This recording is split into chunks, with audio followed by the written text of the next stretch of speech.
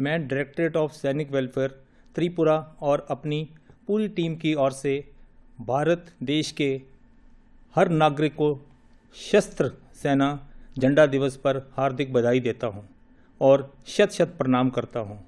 भारत में 1949 से सशस्त्र सेना झंडा दिवस हर साल 7 दिसंबर को मनाया जाता है।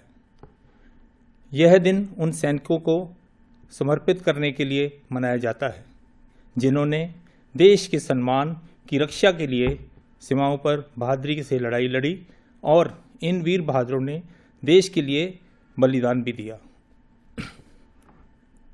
इसके अलावा सशस्त्र सेना झंडा दिवस भारतीय सशस्त्र सेना के कर्मियों के कल्याण के उद्देश्य से भी मनाया जाता है।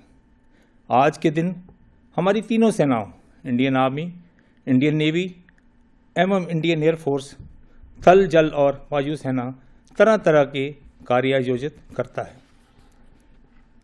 कार्यक्रम से संग्रहित किया गया धन आर्म्ड फोर्सेस फ्लैग डे में डाला जाता है। ये संग्रह हुई राशि सैनिकों के परिवारों की भलाई के लिए उपयोग की जाती है। आज़ादी के बाद रक्षा मंत्रालय के देश पर 28 अगस्त 1949 को तत्कालीन सरकार द्वारा भारतीय सेना के जवानों के कल्याण के लिए धन एकत्रित करने के मकसद से एक कमेटी गठन की गई और इस तरह से 7 दिसंबर को सशस्त्र सेना दिवस मनाने के लिए चुना गया। ये परंपरा आज भी जारी है। मैं आप सबको खास तौर पर युवकों को अवगत कराना चाहता हूँ। इस दिन को मनाने के 3 मुख्य कारण हैं। पहला, युद्ध के समय हुई जनहानि में सहयोग, सेना में कार्यरत कर्मियों उनके परिवार के कल्याण और सहयोग हेतु। तीसरा, जो उद्देश्य जो मैं मानता हूं कि बहुत ही महत्वपूर्ण है, सेवानिवृत्त कर्मियों और उनके परिवार के कल्याण के लिए ये धनराशि का उपयोग करना। मैं दूरदर्शन के माध्यम से ये कहना चाहूँगा कि हमारी पूरी टीम डायरेक्टरेट ऑफ सैनिक वेलफेयर त्रिपुरा एकजुट होकर निष्ठा भाव से सेवानिवृत्त सैनिकों, वीर नारियों और उनके परिवार को हर कदम और हर तरह से सहायता और सहयोग करती रही है और आने वाले समय में भी करती रहेगी। हम इसके लिए वचनबद्ध हैं और हमारा ये कर्तव्य भी है। हमारे त्रिपुरा राज्य में अपने सेवानिवृत्त सैनिकों के लिए बहुत सारे कदम उठाए गए हैं और उन्हें हम अमल में भी लाए हैं, जो कि हम अपने राज्य के अमलगमेटेड फंड से राशि देते हैं। जैसे कि बच्चों के लिए मेरिटोरियस स्कॉलरशिप 9,000 रुपये की राशि ये सालाना दी जाती है।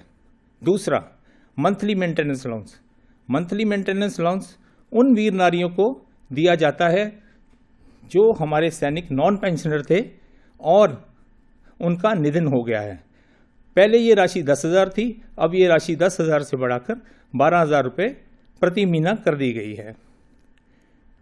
नंबर 3, पहले जिन वीर नारियों को पैडल से चलाने वाली सिलाई मशीन देते थे, अब उसकी जगह हम मोटराइज्ड ऑपरेटेड सिलाई मशीन देंगे। मैरिज ग्रांट, जो कि एक बहुत ही महत्वपूर्ण है।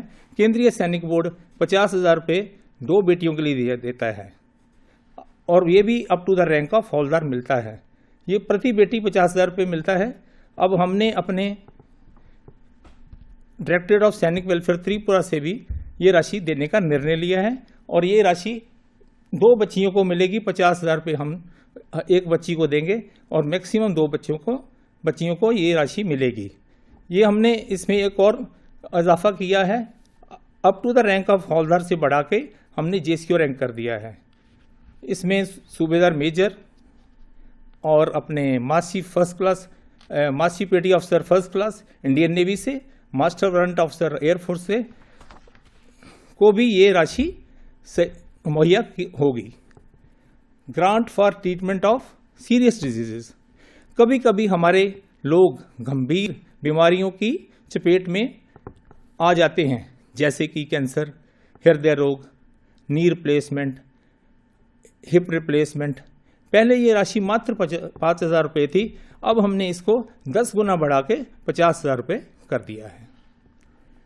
तो मैं एक बार फिर से देश के नागरिकों को और ख़ास तौर पर त्रिपुरा के राज्य के नागरिकों को बहुत शुभकामनाएं और बधाई देता हूं। मैं आप सबको अनुरोध करता हूं कि आप सभी आर्म्ड फोर्सेस फ्लैग डे में अपना सहयोग दें, कंट्रीब्यूट करें, और यही हमारे देश के वीरों को सच्ची श्रद्धांजलि होगी। मैं इन 4 लाइनों से अपनी वाणी को विराम देता हूं। आओ झुककर करें सलाम उन्हें जिनके हिस्से में ये मुकाम आता है, कितने खुश नसीब हैं वो लोग जिनका खून वतन के काम आता है। जय हिंद।